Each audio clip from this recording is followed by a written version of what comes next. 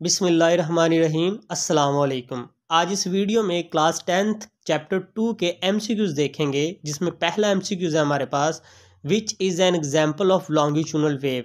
ये कुछ ऑप्शन है, इसमें हमने बताना है कि लॉन्गिट्यूडनल वेव कौन सी है। तो लॉन्गिट्यूडनल वेव होती है हमारे पास साउंड वेव। थोड़ा समझते हैं किस तरह से, इस डायग्राम की मदद से देखते हैं। लॉन्गिट्यूडनल वेव वो होती है जहाँ पे कंप्रेशन और रेयरफेक्शन होते हैं। तो यहाँ ये जो डायग्राम है, जो साउंड वेव है, ये मैंने जिफ लिया हुआ है साउंड वेव का। तो साउंड कुछ इस तरह से ट्रैवल करती है, जिसमें देखें यहाँ पे आपको कुछ ब्लैक ब्लैक पार्टिकल ज़्यादा लग रहे हैं। ये बेसिकली हवा में मूव कर रहे हैं, ये हवा के पार्टिकल हैं। जब एक बंदा बोलता है तो उसमें क्या होता है, कहीं पार्टिकल ज़्यादा नज़र आ रहे हैं, कहीं कम, और वो आगे की तरफ भी जा रहे हैं। तो ये जहाँ पे पार्टिकल ज़्यादा आपको ब्लैक नज़र आ रहे हैं, ये हमारे पास कंप्रेशन है, और जहाँ आपको गैप नज़र आ रहा है बीच में, वो हमारे पास रेयरफेक्शन है। तो हमने देखा साउंड वेव में कंप्रेशन और रेयरफेक्शन पैदा हो रहा है, इसलिए ये एक लॉन्गिट्यूडनल वेव है। नेक्स्ट देखते हैं, नेक्स्ट क्या बताया जा रहा है, how does sound travel from its source to our ear. तो जब कोई बंदा बोलता है तो वहाँ से जो आवाज़ निकलती है हमारे कानों तक कैसे आती है। तो इसका राइट ऑप्शन है by change in air pressure. Again इसी को देखते हैं। मान लो एक बंदा यहाँ पे खड़ा है और वो बोल रहा है डेफिनेटली, और दूसरा बंदा यहाँ पे जो खड़ा है वो उसने सुननी है आवाज़। तो इसके और इसके दरमियान में हवा है, तो हवा के पार्टिकल कुछ इस तरह से मूव करेंगे। मतलब इसके मुंह से निकलने वाली आवाज़ ने हवा को, इस एनर्जी ने हवा को प्रेशर दिया, और वो प्रेशर आगे ट्रांसफ़र हुआ, आगे ट्रांसफ़र हुआ, आगे ट्रांसफ़र हुआ, देन इसके तक पहुंचेगा और उसको आवाज़ सुनाई देगी। तो राइट ऑप्शन है by change in air pressure. Next देखते हैं, नेक्स्ट क्या बताया जा रहा है, विच form of energy is sound. तो इसको भी अगेन हम इसी डायग्राम की मदद से समझेंगे।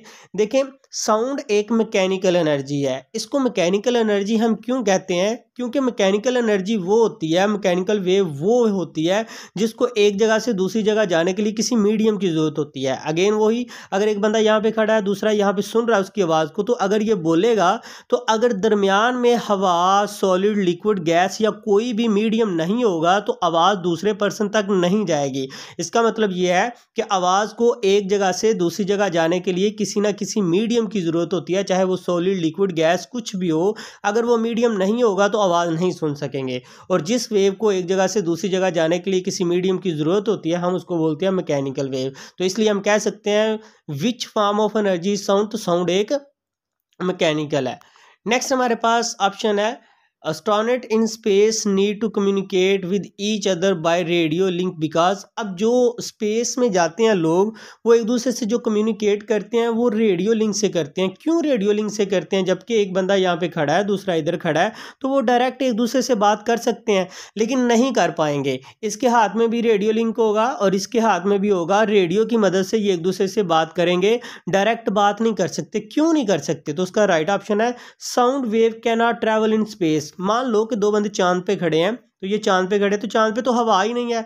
तो अब अगर हवा नहीं है, इसका मतलब मीडियम नहीं है। तो अगर मीडियम नहीं है तो इसकी आवाज़ इस तक कैसे जाएगी, अभी मैंने पिछली स्लाइड में ये बात समझाई। तो इसलिए वो रेडियो लिंक से बात करेंगे, क्योंकि स्पेस में कोई मीडियम नहीं है, तो आवाज़ को डायरेक्ट एक जगह से दूसरी जगह जाने के लिए किसी मीडियम की ज़रूरत होती है। नेक्स्ट देखते हैं, नेक्स्ट क्या बताया जा रहा है, the loudness of sound is most closely related to each other. अब यहाँ पे इसका जो राइट ऑप्शन है वो एम्पलीट्यूड। क्यों, अगर आपने कभी साउंड सुना हो तो उसमें आप ऑडियो सुन रहे हो, तो जहाँ पे ये देखें, ये हमारे पास ये इसका मेन पोजीशन है, और यहाँ से कुछ इस तरह से, ये देखिए कुछ इस तरह की वेव आपने देखी होगी। तो जहाँ पे ये एम्पलीट्यूड ज़्यादा होगा, इसका मतलब यहाँ पे आवाज़ ज़्यादा है। इसी तरह जहाँ पे एम्पलीट्यूड ज़्यादा होगा वहाँ आवाज़ ज़्यादा होगी। तो इसलिए हम कह सकते हैं जो लाउडनेस का ताल्लुक है वो एम्पलीट्यूड के साथ है। नेक्स्ट हम देखते हैं, नेक्स्ट हमें बताया जा रहा है, for a normal person audible frequency range for sound wave lie between. अच्छा, इंसानी कान जो है उसकी एक रेंज होती है, वो उससे कम और उससे ज़्यादा की आवाज़ नहीं सुन सकता। तो उसकी रेंज है 20 हर्ट्ज से लेकर 20,000 हर्ट्ज, और ये एमसीक्यूज़ बहुत दफ़ा बोर्ड में आया हुआ है। नेक्स्ट हम देखते हैं, नेक्स्ट क्या है, when the frequency of sound wave is increase which of the following will decrease। ये कुछ ऑप्शन है, इसमें देखना कि अगर फ्रिक्वेंसी बढ़ जाए तो कौन सी चीज़ है वो जो कम हो जाएगी। यहाँ कुछ ऑप्शन है, तो चलिए देखते हैं। यहाँ पे एक ये हमारे पास वेव, एक मैं वेव बना लेता हूँ, ये है। अब अगर देखा जाए इसमें कितनी वेव बनी है, 1, 2, तो ऑलमोस्ट 3 वेव, क्योंकि एक क्रस्ट और एक ट्रफ जो होता है वो वेव होती है, तो इसमें 3 वेव हैं। तो इसको मैं कर सकता हूँ, इसकी जो फ्रिक्वेंसी है वो 3 हर्ट्ज है। चलिए एक और वेव बनाता हूँ, इतनी ही जगह पे डिस्टेंस उतना ही रहेगा। तो अभी मैं वेव बनाता हूँ, तो ये मैंने कुछ इसमें वेव बनाना शुरू कर दिया। तो चलिए देखते हैं इसमें मुझसे कितनी वेव बनी है। 1 2 3 4 5 6, तो कोई राउंड अबाउट मैं 7 वेव बना चुका हूँ। अब यहाँ पे अगर देखो कि मैंने जब वेव ज़्यादा बनाई हैं तो कौन सी चीज़ कम हो गई है, उसने पूछा कि कौन सी डिक्रीज़ होगी।